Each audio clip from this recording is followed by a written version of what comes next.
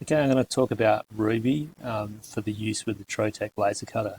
I'm very new to Ruby, so I've spent the last couple of weeks playing with it, see what it will do. Um, I'm going to allocate you a license, so you'll see your name up the top, otherwise you'll be using the shared computer. First thing we need to do is be in the Design tab. So this is kind of Manage, but then we've got the Design tab here, and we're going to drag and drop our files. So this is just a folder. And this is my key tag file I prepared earlier. We prepared it from Fusion as a DFX file. So I'm going to just drag and drop it into there, and you can see that that comes up. This is where naming your files is going to be very important, so make sure that you've named it appropriately. You can also click here, and once it opens, you can put some tags in here. So you could put the material type, so 3mm MDF, and that'll just help us allocate the right material and make them in batches. The other thing that I'll put in here is my initials, so I'm just going to put my initials there so it kind of tags me. I can look up any of my designs then by typing in my initials. As we opened the design earlier, you can see it's moved over to the Design tab. This is where we can change any of our work. So if I click on this, I can change the colors. For what we are doing with this, we want to cut everything. So I'm going to drag and drop so everything's selected, and we're going to click red. Now I can see it's imported all the lines as similar thickness except for this one here. This one here, if I change this section here, that's our line weight. I'm going to go 0.1 and enter. And you can see now it's changed this to red, but the same thickness as everything else. So the laser is going to be looking for the red lines to do all its cutting on. So we're going to progress now to the prepare section. So we want to create a job. Click create job. This gets us to the laser platform. So the laser platform, you can see this is the crosshair where the laser is currently sitting. If you don't have access to push to laser, you won't actually see this. So you can just save your job when we get to that. The next thing we're going to do is allocate the material. So I'm going to click the design once, and I'm going to come down here and select the material I want to cut it from. We're going to use 7mm pine, so I'm going to select 7mm pine, and then we can click the Q button. The Q button is going to, I guess, push it to the laser. So you'll need to go to the laser cutter and you can prepare the rest of the cutting job from. At this point, rather than press Q or push to laser, we might nest in several designs. So by Control C and Control V, you can see I can prepare several of the same, or I can do different students' work. Nesting them all together, making one job out of it.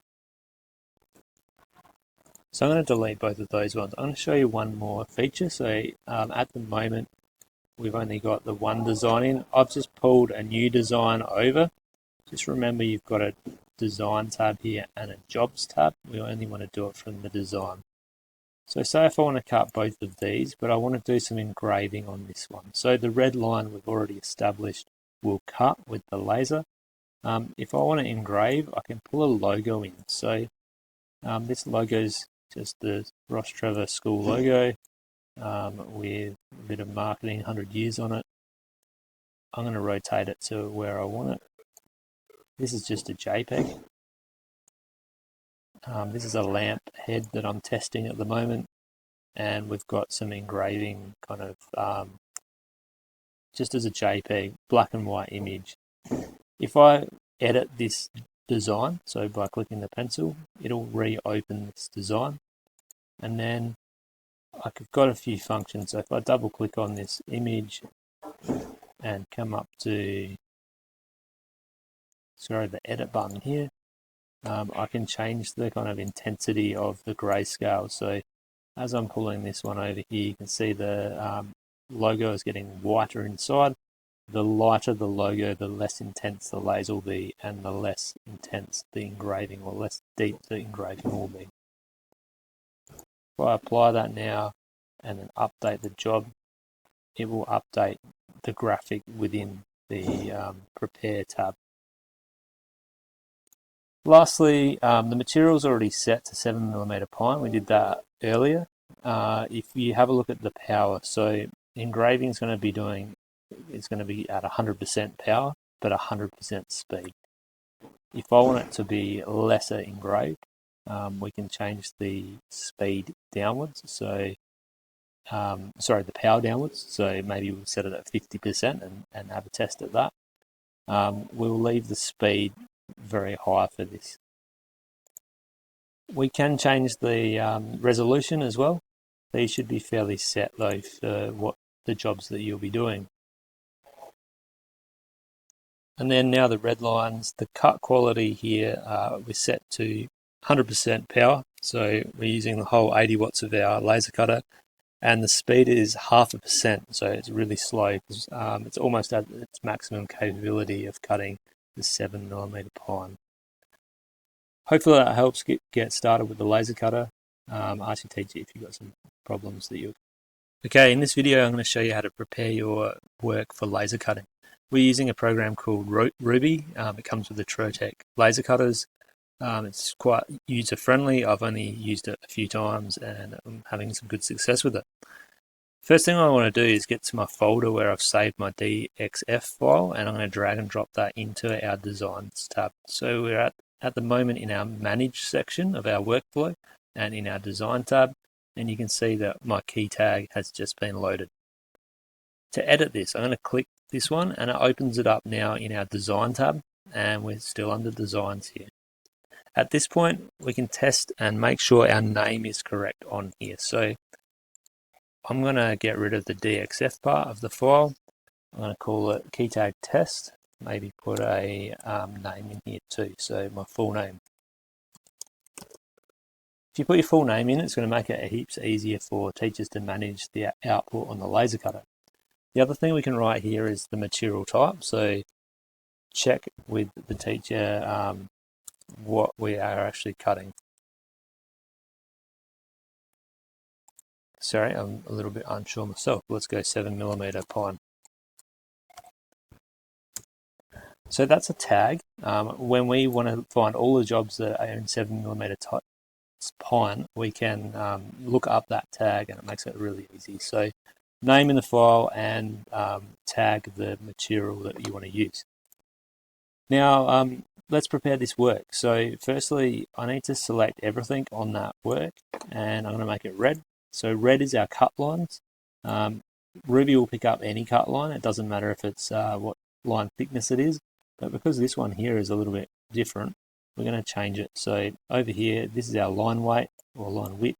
We're going to change it down to 0.1 and enter. You can see that now is consistent across the whole work. A cool thing here, fit design.